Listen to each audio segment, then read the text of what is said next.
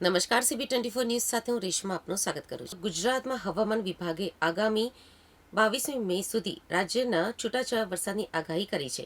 આજે સૌરાષ્ટ્રના 3 અને દક્ષિણ મધ્ય ગુજરાતના 10 જિલ્લા મળી 13 જિલ્લાઓમાં છૂટાછવાયા વરસાદની આગાહી કરવામાં આવી છે. ભારતીય હવામાન વિભાગના રિપોર્ટ મુજબ આગામી 7 દિવસમાં દેશભરના લગભગ 30 રાજ્યોમાં વાવાઝોડું આવશે. કેટલીક જગ્યાએ ભારે પવન ફૂંકાશે તો કેટલીક જગ્યાએ વરસાદની ચેતવણી આપવામાં આવી છે. આગામી 2 દિવસ દરમિયાન 6 રાજ્યના કેટલાક ભાગોમાં લૂ ફેંકાવાની શક્યતા છે. આગામી 7 દિવસ દરમિયાન ઉત્તર પૂર્વ ભારતમાં વીજળીના કડાકા સાથે ભારે પવન અને વરસાદની શક્યતા છે.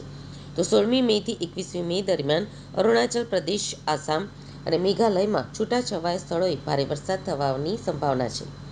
કેરળ અને કર્ણાટકમાં પણ ભારે પવન સાથે હળવો વરસાદ પડવાની સંભાવના છે.